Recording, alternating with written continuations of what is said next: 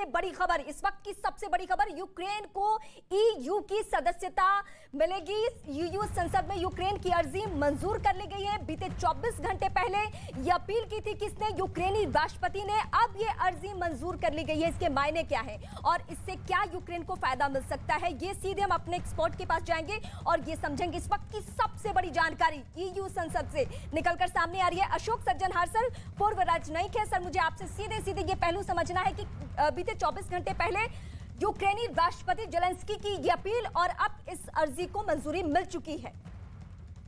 जी आप बिल्कुल ठीक कह रहे हैं। ये बहुत ही बड़ा स्टेप है आगे जो यूरोपियन यूनियन ने लिया है। आज पार्लियामेंट में इसके ऊपर डिस्कशन हुआ, 24 घंटे में इन्होंने इसको पारित कर दिया है। हाँ। देखिए ये वाले जो होते हैं बहुत देर लगती है इनको ईयू में, अगर उनको कैंडिडेट कंट्री भी जो बनाना होता है। अगर पिछली हम देखें तो क्रोएशिया बना था 2014 में मेरे विचार से ईयू का मेंबर, और उसकी मेंबरशिप में बातचीत करने में, जब उसने अप्लाई किया था और बातचीत वगैरह करने में 10 साल लग गए थे। टर्की ने तो करीब मेरे विचार से 20 साल हो गए हैं और अभी भी उसकी नेगोशिएशन वो ठीक चल नहीं रही है।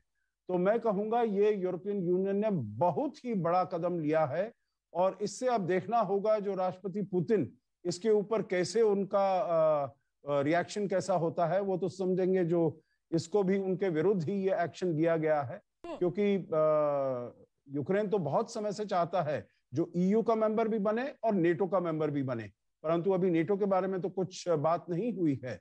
परंतु ईयू के मेंबर के बारे में एक 24 घंटे में अगर ईयू ने यह फैसला लिया है तो बहुत बड़ा फैसला है। बहुत बड़ा फैसला है सर आपके मुताबिक। मैं सीधे पीके सहगल जो कि रक्षा विशेषज्ञ हैं उनके पास रुख करती हूं। सर, ये पश्चिमी देशों के प्रभाव को रोकने को लेकर ही ये तमाम कदम रूस की तरफ से उठाए जा रहे हैं और आज का पूरा दिन जो गुजरा है वो तबाही की तरफ गुजरा है यूक्रेन के ऊपर। लेकिन इसी बीच यूक्रेन से जो खबर निकलकर आती है इसको हम किस तरीके से देखें कि क्या ईयू में जाने के बाद रूस की बौखलाहट और भी बढ़ जानी है?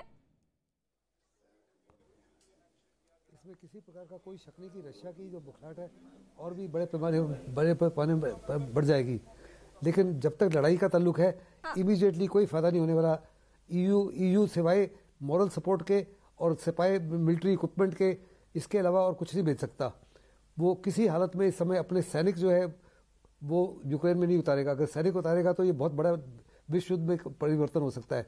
नेटो जो है साफ तौर पे कह चुका है, अमेरिका साफ तौर पे कह चुका है, अभी यूरोपियन यूनियन भी किसी भी हालत में, मेरे मुताबिक किसी भी हालत में अपने सैनिकों को नहीं उतारेगा, लेकिन हर प्रकार के सैन्य सामग्री देगा, उनको पैसा देगा। साथ ही साथ उन्होंने एक अनप्रेसिडेंटेड डिसीजन ली है पिछले 24 घंटे में कि वो जितने भी कोई भी देश जो हैं जो यूक्रेन की मदद करना चाहते हैं वो तमाम खर्चे को एक्सेप्ट करने के लिए तैयार हैं।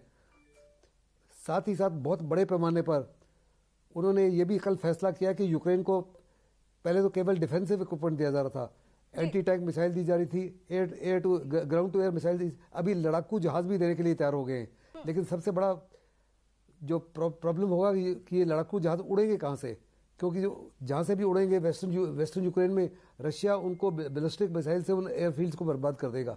ऐसे में उन जहाज़ों को कैसे सुरक्षित रखा जाएगा, लेकिन उन्होंने फैसला कर लिया कि उनको फाइटर जेट्स भी अभी से देना शुरू कर देंगे। सर मैं आती हूँ आपके पास के सिन्हा जो कि रक्षा विशेषज्ञ हैं। सर मुझे आपसे भी यही पहलू समझना है। युद्ध के 6 दिन हो चुके हैं और 6 दिन में एक गुजरते हर दिन हम देख रहे हैं कि तस्वीर बदल रही है। सबसे ज्यादा नुकसान इस बीच किसी का हो रहा है, चाहे जितनी भी मदद की बातें की जाए, यूक्रेन को हो रहा है। अब कल जो बातचीत हुई थी तो बातचीत से उम्मीद बनी कि शायद शांति की तरफ ये दोनों देश बढ़े, लेकिन आज रूस के तेवर को देखकर, उसके रुख को देखकर बिल्कुल ये कह सकते हैं कि अब तो हमला और तेज हो चुका है और अगला 48 घंटा 24 घंटा तो भारी पड़ने वाला है यूक्रेन पे। सर बहुत सही आप बता रही हैं। देखिए पूरा जद्दोजहद जो चल रहा है, रूस इसलिए आया है, वो कहता है कि यूएन का विस्तार ना करें। आप यूएन के, आप जितने भी नाटो देश हैं उसके तरफ, सॉरी यूएन का नहीं, नाटो की आप ना झुकें और आप न्यूट्रल रहें।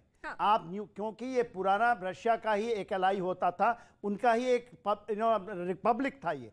मगर ये बातें चली हैं 2004 के बाद, जब 3 बाल्टिक स्टेट ने ज्वाइन किया और ये 2012 में इसको नाटो ने बोला कि आप ज्वाइन करो नाटो, हम करेंगे।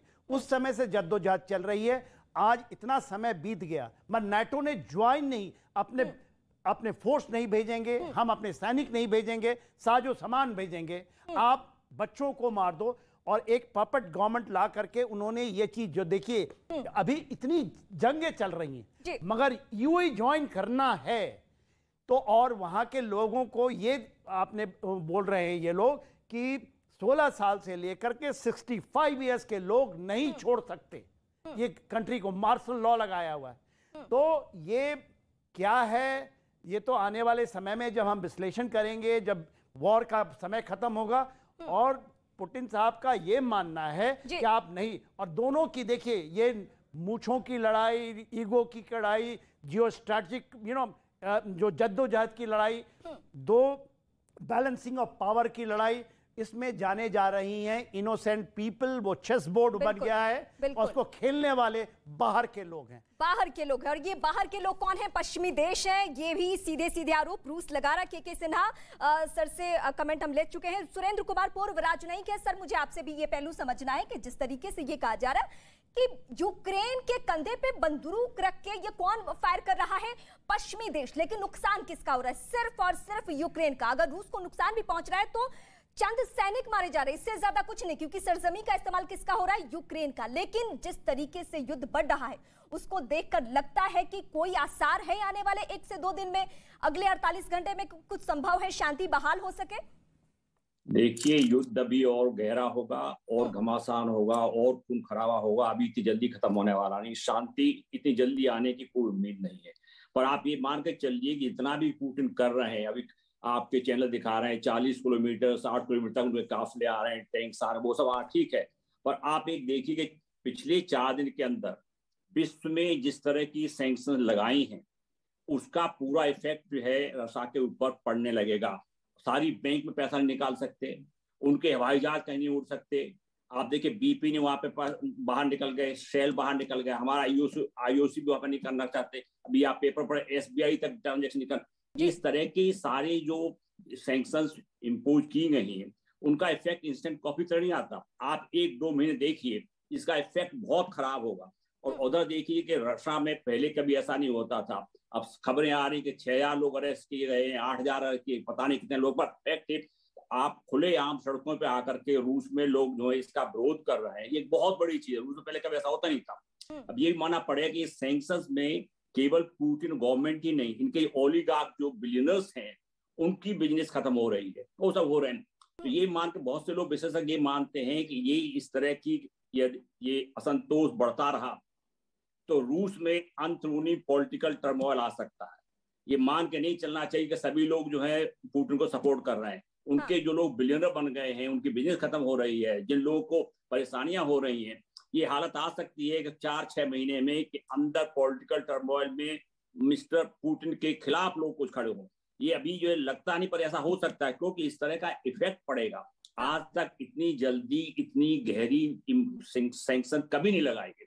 आप देखिए कहीं नहीं जा सकते, अभी और भी बढ़ेंगी। ये हालत आ गई कि खुद वो कहीं नहीं जा पाएंगे, उनका फॉरेन मिनिस्टर कहीं नहीं जा पाएगा, उनके ओलिगार्क कहीं नहीं जा पाएंगे, उनकी जो है ऑयल बेचने की मुश्किल हो जाएगी। इसमें केवल एक ही कंट्री उनको सपोर्ट कर रही है, करती रहेगी शायद आगे भी, वो चाहे चीन है।